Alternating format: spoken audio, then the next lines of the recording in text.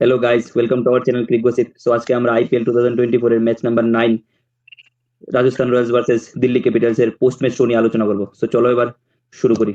তো আজকের খেলাটা দেখা তোমরা কি মনে হয়েছে ভাইরা? খেলা দেখে মনে হয়েছে গতকালকের প্রেডিকশন কাছাকাছি গেছে, বাট সাকসেস সিজন 200 প্লাস হয়েছে না ব্যাটিং করে এসেরও। যেহেতু আমরা কইছি ওপেনার ভালো খেলছে না, ওপেনার যদি ভালো খেলতো তাহলে 200 প্লাস হয়ে যেত। ওপেনার না খেললে সেরকম হ্যাঁ, 185 করছে, ভালো স্কোর গেছে। আমাদের আজকেও রিয়ান পারাক খুব ভালো একটা ইনিংস খেলে গেছে। ফিনিশিং লাস্ট ওভারের যে ছক্কা সাইরেডি ও কত লইছিল, মানে 25 রান লইছিল। 25 হ্যাঁ, 25 25 25। এর মতন একটা ব্যাটসম্যান আজকে একটা সেরা ফিনিশিং দিয়ে গেছে আজকে। এর তাও লাইফ এর লাইফে মনে হয় আজকে এটা নোকিয়ার বলে বেস্ট ফিনিশিং। ওপেনার যদি আরেকটু ভালো খেলতো, এই জেসওয়াল আর বাটলার যদি আরেকটু ভালো খেলতো তাহলে 200 প্লাস স্কোরটা হয়ে গেল। 20 প্লাস হতো, এই 200 প্লাস হতোই একদম ইজিলি। ভালো লাগছে আজকে খেলাটা। দিল্লিও চেসিং এ ভালো খেলছে লাস্ট পর্যন্ত, যায় সেটা কালকের মতন অবস্থা হয়ে গেছে মুম্বাই যেরকম স্লো খেলে লাগছে লাস্টে। আজকেও দিল্লি লাস্টে একদম স্লো খেলে লাগছে লাস্টের 9 বল না 10 বল, লাস্ট 10 বলে কোনো বাউন্ডারি নেই। যেখানে 20 প্লাস দরকার 8 বলে 10 বলে, সেখানে কোনো বাউন্ডারি নাই। তার উপরে এত দুইজন অক্ষর প্যাটেলের থেকে একটু ভালো পারফরমেন্স আশা করছিলাম লাস্টে, যে হে কিছু করবো। বাট মনে হয় যে হে পারছে না, নাকি আবেশ খান এত ভালো বল করে লাগছে অক্ষর আবেশ প্যাটেলের। খান লাস্ট ওভারটা ভালো বল করছে, ভালো বল মানে করছে ভালো বল ছয়টা করছে। বলেই তাছাড়া ওয়াইড ইয়র্কার ভালো বল করছে। হুম, তাছাড়া দিল্লি আমার মনে হয় অক্ষর প্যাটেল ভালোভাবে ইউজ করতেছে এজ এ ব্যাটিং ব্যাটার ভালোভাবে ইউজ করতেছে। কোন আমার জায়গায় লাগতেছে নামান কিছু না দরকার কিছু, ছিল? মানে তারা ব্যাটিং লাইন আপটা আমি যদি পার্সোনালি ফিল করি, তারা ব্যাটিং এ পৃথ্বী শহরে আনা দরকার। ওপেনিং এ যদি পৃথ্বী শো আর ডেভিড ওয়ার্নার ওপেনিং করে, তারপর মিচেল মাস, তারপর ঋষভ পান্ত, তারপর ক্রিস্টেন টাবস, তারপর অক্ষর প্যাটেল, এরপর মানে অক্ষর প্যাটেল আর অভিষেক পোরেল মানে একটু এদিক সেদিক করলে পারতো। তবে গত ম্যাচে অভিষেক পোরেল যে পারফরমেন্সটা করছে, তারে ওই পারফরমেন্সটার উপরে ডিপেন্ড করি মেবি অক্ষর প্যাটেলের আগে তারে মানে প্রমোট করা হয়েছে। তো অক্ষর প্যাটেল সবসময় আমরা দেখা যাইতেছি মানে ইন্ডিয়ার হইয়া হোক আর যেটাই হোক, হে মানে একলা হইয়া জায়গা যে সময় ব্যাটিং করতে লাগলে পুরাপুরি একলা হইয়া জায়গা। তো হের পারফরমেন্সটা বৃথায় জায়গা ম্যাক্সিমাম টাইম। তো আজকে ও হে মানে বলটা অনেকটা কম পাইলেছে। তো তাছাড়া ক্রিস্টেন স্টাবস প্রথম দিক দিয়ে অনেকটা স্লো খেলছে। মানে আমরা যতটুকু জানি ক্রিস্টেন স্টাবস মানে অ্যাটাকিং ব্যাটসম্যান প্রথম দিকে একটু স্লো খেলে লেছে, তার কারণে হয়তো বা আমার কাছে মানে মনে হইতেছে লাস্টে রিকভার করতে পারছে না। এটা আমি পার্সোনালি ফিল করি আর কি। লাস্টের যে তার 10 পাশাপাশি ঋষভ পান্ত স্লো খেলছে। লাস্টে যে 10-12 বল বাকি আছিল ওইখানে স্টাফস আর অক্ষর প্যাটেল যত ভালোই জায়গাতে আছিল, টাইনে নিয়ে যেতে পারতো। এমন না যে অক্ষর প্যাটেল সিঙ্গেল বল আছিল, ভালো কোনো করছে, হ্যাঁ কোনো বল ভালো করছে। আবেশ বলারের খানের লাস্টে কোনো বলারের সাথে কিন্তু অক্ষর প্যাটেল আছিল না, স্টাফসের সাথে আছিল। দুজন ব্যাটসম্যান ভালোই, স্টাফসও এত ভালো ব্যাটসম্যান, তার উপরে এই রানের জায়গাতে তারা ফিনিশিংটা দিতে পারছে না। দিল্লির রাতে ম্যাচ আছিল লাস্ট পর্যন্ত, আবেশ না খানের নিয়ে স্টাবস মানে লাস্টে আবেশ খান ভালো বল করছে। ভালো বল করছে লাস্ট একদম। ওভারটা খুব ভালো বল করছে। প্রথম বলটা যে করছে ইয়র্কার বল, প্রায় ইয়র্কার। এই জায়গাতে এরকম বলার কি লাগে আমরা আগে দেখতাম যে ইন্ডিয়ার বলার যেমন হার্ষার প্যাটেল কো আবেশ খান উমরান মালিক ইয়র্কার বল খুব কম ইউজ করে। কিন্তু এখন দেখা যাচ্ছে যে তারাও লাস্ট পর্যন্ত ইয়র্কার বল ভালো ইউজ করতেছে লাগতেছে। আগে আমরা হুম হুম। ইন্ডিয়ান বলারের খুব গালি দিতাম, আরে ইয়র্কার বল করছ না, ইয়র্কার বল যেমন ডেল স্টেন কো তারা খুব ইয়র্কার করতো। তখন আমরা ট্রোল করতাম তারা, যে বিদেশ থেকে তো শেখ কিছু যে ইয়র্কার বল কর লাস্ট পর্যন্ত। কিন্তু এখন দেখা যাচ্ছে যে ইন্ডিয়ান বলার ইয়র্কার বল করা শিখতেছে, ভালো শিখতেছে। ওটা থেকে ভালো লাগছে, বিশেষ করে আবেশ খানের থেকে। যে আবেশ খানের আমার একদম ভালো লাগে না। লাস্ট ওভারটা যখন আবেশ খানকে দিছে তখন আমি ভাবছিলাম হয়তো ম্যাচটা গেছে, কারণ আমরা চিনি আবেশ খান কিরকম পারফরমেন্স করে লাস্ট ওভারের দিকে। কিন্তু যদিও লাস্ট কিছু ম্যাচে হ্যাঁ ভালো পারফরমেন্স করছে, ইভেন ইন্ডিয়ার হয়ে ভালো বল করছে। আর আজকে কিন্তু হেরে যখন বল দিছে তখন ট্রেন্ট বোল্টের এক ওভার বাকি আছিল। আর হুম। ট্রেন্ট বোল্টেরও জানি আমরা এত করে ভালো বল করে, তখনও আবেশ খানকে দিছে। আর আবেশ খান মনে হয় জাস্ট 4 কি 5 রান দিছে লাস্ট ওভারটাতে, ভালো বল করছে। আর যদি ক্যাচটা ধরে নিত এশ্বিনের বলে, ট্রেন্ট বোল্ট যদি ক্যাচটা ধরে নিত আর কি স্টাফসে, তাহলে ম্যাচটা আবার অনেক আগে শেষ হয়ে যেত, এত ক্লোজ হ্যাঁ, হ্যাঁ। যাইলো না হইলে। হুম। হুম। যাই হোক ম্যাচটা লাস্ট পর্যন্ত ভালো ম্যাচ একটা হয়েছে। ক্যাচটা মিস করে না, হেটা না নিছে, মানে যখন ক্যাচটা মিস হয়েছে তখনই খেলা শেষ। দিল্লি তো আর আজকে কোনো। কিন্তু মুকেশ কুমারও ভালো বল করছে। হ্যাঁ, দিল্লি মানে টিমের হয়ে মুকেশ কম্পারেটিভলি। কুমার, খালিল আহমেদ, ইন্ডিয়ার দুইটা পেসার দারুণ, মানে এক্সেপশনাল বল করছে। আর আমি যতটুকু নোটিস করছিলাম, খলিল আহমেদও 140 প্লাসে বল করছে, মুকেশ কুমার তো 145 স্পিডেও বল করছে। আর যখন নোকিয়া যখন বল করতে আসে, আমরা জানি নোকিয়া মানে হেভি স্পিডে বল করে, কিন্তু নোকিয়া আমি দেখছি মুকেশ কুমারের টপ পেতে পারছে না। হয়তো একটা বল এক দুটা বল করছে, মানে করছে যদিও আমরা ওর যে ইঞ্জুরি টিকা আছে, কিন্তু মুকেশ কুমার ভালো বল করছে। প্রথম পাওয়ার প্লের মধ্যে তো রাজস্থান রয়্যালস জাস্ট 6 ওভারে 31 রান করছিল 2 উইকেট হারিয়ে। তো লাস্ট যদিও এরপরে রিয়ান পরাগ আর স্পেশালি রবিচন্দ্রন অশ্বিন ওরে প্রমোট করা হয়েছিল। আর যদিও প্রমোট করা হয়েছিল ওরে যাতে উইকেটটা কিছুক্ষণ সেভ করে রাখতে পারে, কারণ তারা একটা গেম প্ল্যান নিয়ে খেলতে আছে রাজস্থান রয়্যালস। যদি উইকেটস বাঁচিয়ে খেলতে পারে, 5টা 6টা উইকেট পর্যন্ত আউট হয়ে লাস্ট পর্যন্ত আর কি, তাহলে তারা as a impact player Rovman Powell নামাইতো না, তাহলে as a impact player Nandre ভার্গাটে খেলাইবো এজ এ বোলার। তো সেদিন আমরা দেখছি রবেন পল্লে প্যাট পরে বসে রাখছে, কিন্তু লাস্ট পর্যন্ত নামানো দরকার লাগবে না। আফসোস এই সুইনের ইনিংসটাই তারা টার্নিং পয়েন্ট জায়গা আমি মনে করি। বুঝলাম। তো তাছাড়া রিয়ান পরাগ আজকে এক্সেপশনাল পারফরমেন্স করছে। মানে আমার দেখা মতে রিয়ান পরাগ লাস্ট যত ডিসিশন খেলছে আজকে সিজনটা খুব ম্যাচিউরড ইনিংস প্লাস মানে ভালো একটা মানে ইম্প্যাক্টফুল পারফরমেন্স করছে। অরেঞ্জ ক্যাপে মনে হয় এখন সেকেন্ড নাম্বারে আছে রিয়ান পরাগ। ইয়ার পরে এটা অরেঞ্জ ক্যাপের কথা কইতে পারি না, যখন রিয়ান পরাগ মানে মাঝখান দিয়ে দেখছি ও 26 বলে 26 রান নট আউট আসলো, এরপরে যখন গিয়ার চেঞ্জ করছে লাস্ট 19 বলে 58 রান, মানে মানে অনেক ফিরছে, টোটাল তো 6টা ছক্কাই মারছে, ভালো ফিরছে আজকে। তাছাড়া দিল্লির বোলাররাও হয়তো বা একটু লাস্টে দিয়ে বেশি ইয়র্কার ট্রাই করতে পারছে না। নোকিয়া তোমার একটা হয়তো হয়তো মানে নোকিয়া হয়তোবা একটা হয়তোবা 2টা সিজন দিল্লির ভালো বোলিং করছে, এরপরে তার যে ইনজুরির ব্যাপারটা আসলো মানে সেই একটা ভালো পারফরমেন্স করতে পারছে না এসে, একটা সিজন তো খেলতেই পারছে না, মানে most of the time injury আসলো। তো দেখা যাক নোকিয়ার নেক্সট ম্যাচ গুলোতে কিরকম পারফরমেন্স করে। এর তো দিল্লি টিমের থেকে অনেকভাবে মানে ভালোভাবে ব্যাক করে গেছে। তার তার পাশাপাশি কাগিসোরা বার্ডারে ছেড়ে দিছিল দিল্লি। তো তো তার হেরে মানে দিল্লি ব্যাক করছিল অনেক, কিন্তু দেখা যাক কি হয়। তাছাড়া তুমি কি মনে করো লুঙ্গি এনগিরির দরকার আছে মানে দিল্লি টিমে নেক্সট স্কোয়াডে ম্যাচ কি গুলোতে? লুঙ্গিঙ্গিরি আছে? আছে তো মনে হয়। প্লেইং 11 এখনো আনছে না আর কি। প্লেইং ইলেভেন আছে না, স্কোয়াডে থাকার কথা। এটা আমার ঠিক জানা নাই তাহলে ইংলিশের কথাটা হয়তো বা এখনো মানে ড্রেসিং রুমও দেখা গেছে এভেলেবল ম্যাচের বিষয়টা মনে হয় না এটাই হইব। তবে আজকে দিল্লির বোলিং একটা ভালো মনে হয়েছে, লাস্ট পর্যন্ত রিয়ান পরাগ যে এক্সেপশনাল হিটিং করছে ওটা থেকে একটু স্কোরটা দেখলে বোঝা যেত না, কিন্তু যারা ম্যাচটা শুরু থেকে দেখছে তারা সেদিনের তুলনায় আজকে বোলিং এর খুব স্ট্রং মনে হচ্ছে। আজকে তো মুকেশ কুমারও খেলছে, মুকেশ কুমার ভালো বল করছে, খালিল আহমেদও ভালো করছে, তারা স্পিনার কুলদীপ যাদব ভালো বল করছিল, শুধু লাস্টে হিটিং কিছু হয়ে গেছে। যদি ম্যাচটা আজকে আলটিমেটলি জিতে যেত দিল্লি, তাহলে হয়তো এত এই কথাগুলো বেশি আমরা করতে পারলাম নইলে আর কি, তারা বোলিং ইউনিটটা নিয়ে এসেছে। আর নোকিয়া আমরা জানি নোকিয়া কি করতে পারে, আর নোকিয়া ইঞ্জুরি টিকা আছে, তো 1-2টা ম্যাচ আশা করি লাগবো হ্যাঁ রিদমটা সেই রিদমটা মানে পাওয়ার লিগে। দিল্লি লাস্ট ওভারে হেরে গেছে, ওই লাস্ট ওভার বলতে লাস্টে যদি 25 রান না হইতো তাহলে ওইখানে আরো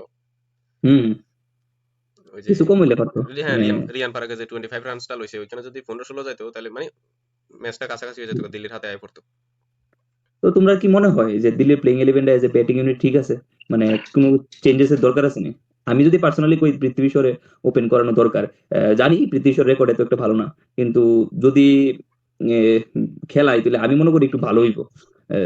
তো তাইলে মোস্ট মানে একটু সেটেলড হইব আর কি, মিডল অর্ডারটা একটু সেটেলড হইব আমার কাছে যতটুকু লাগে। পৃথিবী সহ থাকা দরকার টিমটাতে অ্যাকচুয়ালি।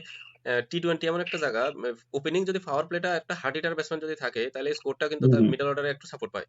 আর যদি তুমি শুরুতে যদি একটা স্লোয়ার ব্যাটসম্যান বলতে বেশ ওয়ার্নার আছে, কিন্তু সাথে যদি একজন আরো ফাস্ট ব্যাটসম্যান থাকে একজন রান তুলে যায়, কিন্তু এখন দেখা যাচ্ছে কিন্তু ওপেনার তো ফাস্ট না, তারা রান এই 7-6-7 এর মতন করে যাইতেছে, ওই জায়গাতে 9-10 এর মতন করে যাইলে বিশেষ করে পাওয়ার প্লেটা। তো পৃথিবী সহ ওইখানে হয়তো ভালো খেলতেছে না, অন এভারেজ প্রত্যেকটা ম্যাচ ভালো খেলতেছে না, কিন্তু 1-2টা ম্যাচ বা 3-4টা ম্যাচ যাই খেলে কিন্তু রান রেটটা খুব ফাস্ট নিয়ে যায়। তো ওই জায়গাতে আমার মনে হয় যে ওপেনারে পৃথিবী শটার দরকার আছে।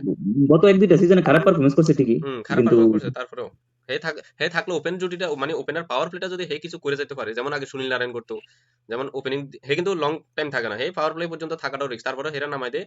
যেদিন সুনীল নারায়ণ খেলছে সেদিন কিন্তু স্কোর খুব হাই গেছে। তো ওইরকম আচ্ছা ওইরকমের লাগে আমার মনে হয় পৃথিবী শটা আচ্ছা দরকার। আমার আর একটা কোশ্চেন আছে, রিকি বুইর রেকর্ড কি? আমি ঠিক জানি না, রিকি বুইর রেকর্ড আছে তোমার কাছে কিছু? আমার মনে হয় রিকি ভুইয়া একমাত্র খেলাতে কারণ দিল্লি টিমের কোচ রিকি পন্টিং, তো নামে নামে মিল আছে নাকি জানি না আমি, কারণ ডোমেস্টিকের থেকে কুতিকা হেলে আনছে বা হতে পারে ভালো পারফরমেন্স করছে কোনো জায়গায়, যদি আমার জানা নাই, কিন্তু নাম শুনছি আমি অনেক আগে থেকেই ডোমেস্টিকে, কিন্তু ডোমেস্টিক মিনস আমি রঞ্জি ট্রফির কথাই কম। আর এমনি বিজয় হাজারে ইভেন সৈয়দ মুস্তাক আলী ট্রফিতে এমন কোনো পারফরমেন্স আমার মনে হয় না ও করছে। প্লাস আমি যদি পৃথ্বী শাহর কথা কই, পৃথ্বী শাহ হ্যাঁ আজকে 2 বছর আগে সম্ভবত 2021 IPL ভালো পারফরমেন্স করছে, তখন ইন্ডিয়ান টিমে টি-20 ওয়ার্ল্ড কাপে একটা নাম শোনা যাচ্ছে ওরে কি আর খেলায় নাই না সেই না, কিন্তু অ্যাকচুয়ালি হ্যাঁ পারফরমেন্স বেশি ভালো না। আবার যদি আর আমরা IPL এর রেকর্ড দেখি, এজ ওপেনার 71টা ম্যাচ এজ ওপেনারই খেলছে, 71টা ম্যাচের মধ্যে ওর এভারেজ জাস্ট 23। তো এটা আমার মনে হয় না কোনো ওপেনারের এটা মানে ভালো, বিশেষ করে পাওয়ার প্লের মধ্যে যদি ব্যাট করে। স্ট্রাইক রেট 145, ঠিক আছে স্ট্রাইক রেট, কিন্তু এখন দিল্লি টিমে যারা ওপেন করতেছে মিচেল মার্শ আর ডেভিড ওয়ার্নার তারও ভালো। হ্যাঁ এটাও ঠিক, রিকি ভুইয়ের মতো প্লেয়ারেরও দিল্লি টিম কেড়ে খেলতেছে জানি না। আর পৃথ্বী শাহ এজ ওপেনারও তারা টিমে আমার হিসেবে জায়গা পায় না, এখন তারা বেঞ্চে আর কে আছে লোকাল প্লেয়ার বা ইন্ডিয়ান কোন প্লেয়ার, এটা তারা দেখতে লাগবে। আমরা কিন্তু কুমার কুশাগ্রের নামটা অনেকটা শুনছি, ইভেন অপশন টেবিলে অনেকটা হেরেনিয়া ইসে আসলো। তো কুমার কুশাগ্রে ফার্স্ট ডাউনে খেলালে তো পারে রিকি বুয়ের এখন জায়গায়। কুমার কুশাগ্রা আমরা যে নাম শুনছি, অনেক নাম শুনছি, এরা তো স্কোয়াডে যখন কিনছে তখন অপশন টেবিলে রেনিয়াট পারাপারি বুঝতো মানে হুম, অপশন করার সময়। এখন কুমার কুশাগ্রা ডোমেস্টিকে কোন নাম্বারে খেলছে আমরা জানি না, তো হ্যাঁ কি ফার্স্ট অর্ডারে মানে ওপেনিং খেলছে না ফার্স্ট ডাউন খেলছে না মিডল অর্ডারে না ফিনিশার। হ্যাঁ হুম, এত টাকা দেওয়া যদি একটা প্লেয়ারকে কিনে, তা আশা করি ওরা খেলানো দরকার, ম্যানেজ করা হুম, দরকার। যেমন রিকি ভুই ওই হুম। জায়গায় কোন না কোনো ভাবে, যেমন আমরা জানি মিচেল মার্শ যে কোন জায়গায় ইউজ করতে পারবো। হ্যাঁ, তো এটাই কইতেছি। তো কোনো না কোনো ভাবে তারা ম্যানেজ করা দরকার। এবার ঋষভ পান্তর আমরা দেখছি অনেকদিন পরে খেলতে আছে, হ্যাঁ ফার্স্ট ম্যাচটাও আমরা কোনো এভারেজ বা বিলো এভারেজ যেমন না যে খুব খারাপ খেলছে, কিন্তু সেই রকম ঋষভ পান্তর আমরা কবে দেখুম অ্যাটাকিং প্লেয়ার হিসেবে, এটা কোনো আইডিয়া নাই। হয়তো বা নেক্সট ম্যাচে ভালো খেলতে পারে। ঠিক আছে, তাহলে আজকে আমরা আচ্ছা দিল্লি আমার একটা ভার্সেস। প্রশ্ন, আমরা এই ম্যাচের ডিসকাশনটা শেষ করার আগে সঞ্জু স্যামসনের ক্যাপ্টেন নিয়ে আসি কি কেউ কিছু কইবেন? আমি যদি রেটিং করি, ভালো, মানে 10/9, চলো সরি, রোশন 9/10, 9/10। 9/10। ঠিক আছে, এর আরো ডেভেলপমেন্ট দরকার। ডেভেলপমেন্ট মানে তার টেকনিকটা ঠিক আছে, যে নন্দ্রে বার্গার আর ট্রেন্ট বোল্টরে দিয়া প্রথম পাওয়ার প্লেটা চালাই নিব, তারপরে আমরা সন্দীপ শর্মা আর আবিষ্কার তারা খুব ভালোভাবে প্রিপেয়ার করছে এবার আইপিএল, হ্যাঁ মানে প্রিপেয়ার করছে সন্দীপ এটা শর্মারে, প্লাস। হ্যাঁ সন্দীপ শর্মারে আমরা জাস্ট দেখছি যে ও মানে এর আগে আমরা পাওয়ার যতবার প্লেতে খেলছি বল যে করছে। পাওয়ার প্লেতে বল করতো সুইং হ্যাঁ, করতো, হ্যাঁ। কিন্তু এখন দেখছি ডেথ বলে রয়েছে, তখন জানি আরো কি কিছু কইতাছিল। উম, উম, কইতেছিলাম যে মানে সন্দীপ শর্মা আর আবিশ খানের নিয়ে এসে তারা অনেকটা টিম ম্যানেজমেন্ট অনেক কাজ করছে বোঝা যাইতেছে, কারণ আমরা যতটুকু জানি যে সন্দীপ শর্মা পাওয়ার প্লেয়ার বোলার, পাওয়ার মানে swing bowler death over specialist হয়ে যাওয়া মানে খুবই একটা ভালো ব্যাপার, কারণ সে পাশাপাশি আবেশ খানরও আমরা প্রত্যেকবারই আবেশ খানকে দেখছি আমরা পাওয়ার প্লেতে 1-2টা ওভার হলেও করতো, নো ডাউট হেরে ডেথ ওভারে করাইতো, বাট পাওয়ার প্লেতেও হেরে করাইতো। এখন তো পাওয়ার প্লেতে টোটালি তারা বল করাইতেছে না, ম্যাক্সিমাম টাইম ট্রেন্ট বোল্ট আর বার্গারে দিয়ে বল করাইতেছে। তার তাছাড়া সঞ্জু স্যামসনের আরেকটা প্লাস হয়েছে, গত আইপিএল আমরা দেখছি যে ইউজেবেন্দ্র চাহালে তারা ডেথ বোলার, ডেথ মানে 16 ওভারের পরও তারা বল করাইতেছে, মানে ডেথ ওভারেও তারা বল করাইতেছে। এটা একটা huge plus as a team ম্যানেজমেন্টেরও প্লাস, পাশাপাশি ক্যাপ্টেনেরও প্লাস। তো টিম ম্যানেজমেন্ট হয়তো বা তারা নিয়ে খুব কাজ করছে যতটুকু বোঝা যাইতেছে, এটা একটা মানে হিউজ প্লাস। উজবেন্দ্র চাহাল যখন ব্যাঙ্গালোরের টিমে আসলো তখনও ডেথ ওভারে এক দুবার বল করছে, কিন্তু লাস্ট ম্যাচও আমি একটা কোশ্চেন করছিলাম। রেগুলার করছে না। রেগুলার তো এখনো গতবারে করতেছে না রাজস্থান না, টিমে, এমনি আজকে তো করছে না। আমি গতবার উজবেন্দ্র চাহালে গতবার অনেকটা টাইমে করছিল, 16 ওভারের পরে অনেকবার বল করছে গতবার গতবার। তার অপশন হয়তো বা কম আসলো, এখন তো অপশন অনেক বেশি, তো দরকার পড়ে না। জালডেকা তো সম্ভবত উজবেন্দ্র চাহালে দিয়ে 4 ওভারে পুরো কমপ্লিট করে না। আজকে তো উজবেন্দ্র চাহাল মানে দুই টিম মিলে সব থেকে ভালো বল মানে আজকের ম্যাচে সবচেয়ে ভালো bowler Yuzvendra Chahal. 3 over 19 run 2 wicket, এরপরে বলে 4 ওভার কমপ্লিট করেছে না, সেজন্য ক্যারে করেছেন। তখন আমি কোশ্চেন করছিলাম, তো ওইটা জানি না ক্যারে বলে 4 ওভার কমপ্লিট করে না।